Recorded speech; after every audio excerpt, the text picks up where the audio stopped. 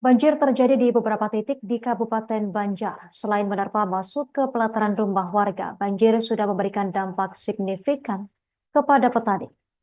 Sebab sudah petani yang mulai merasakan kebanjiran dan pertanian padinya zonk akibat banjir alias puso. Saat ini saya di Kabupaten Banjar, Martapura, Kalimantan Selatan. Selama 3 hari belakangan ini ada dilanda banjir, dilanda hujan deras ya menurut kami, yang itu mengakibatkan intensitas air di beberapa sungai itu terlaporkan meluap, yang mengakibatkan air di beberapa titik itu sungai meluap dan mengakibatkan genangan air di alias banjir. Nah, banjir ini diketahui eh, dapat menyebabkan atau mengancam pertanian. Nah, dan hari ini sudah Dinas Pertanian Kabupaten Banjar itu mulai mendata beberapa lokasi akibat terjadinya banjir akibat banjir.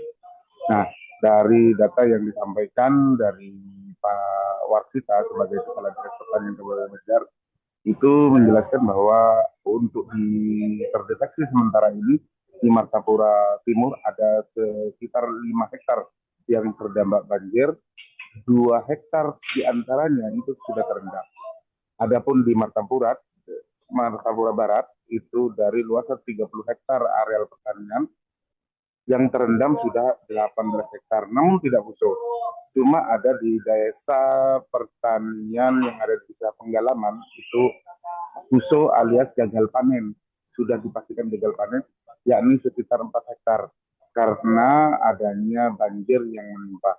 Sedangkan di areal pertanian yang berada di Beruntung Baru juga lebih luas dampaknya akibat genangan air ini, yakni ada sekitar 118 hektar. Tapi dilaporkan di pertanian Banjar Baru itu tidak busuk atau tidak, cuma ada genangan-genangan air. Terlaporkan bahwa memang untuk pertanian di Kabupaten Banjar ini tidak semuanya dilakukan tanam di Januari, mengingat memang dampaknya memang diantisipasi, sudah tahu kalau akan ada ancaman banjir. Karena itu sebagian termasuk di wilayah Istanbul itu tidak ada semaian atau penanaman padi, sehingga tidak ada kerugian banjir yang itu. Jadi tahun ini memang sengaja agar tidak terlalu luas atau tidak terlalu banyak kerugian petani, maka diundur untuk penanaman atau penyemaian.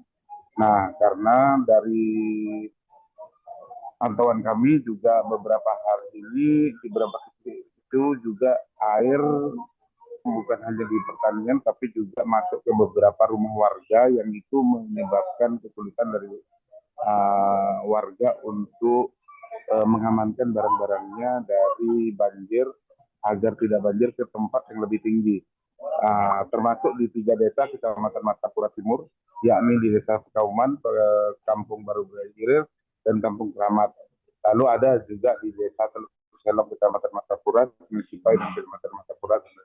Nah, dari adanya Badan Meteorologi dan Klimatologi Geofisika yang dapat diterima datanya dari Banjarmasin sendiri, itu masih mengimbau kepada masyarakat terutama petani, ini hujan tahun ini diperkirakan berlangsung hingga akhir Maret 2025, karena masih ada kemungkinan pola hujan monsunal yang masih mengancam daerah Kalimantan Selatan untuk terjadinya banjir.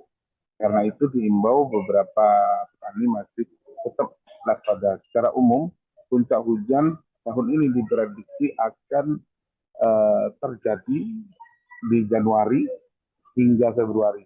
Jadi masih statusnya sangat waspada. Justru ini diprediksi menjadi puncaknya. Karena itu masyarakat tetap diimbau untuk akan bahaya waspada ini, ancaman dari hujan dan angin puting beliung dan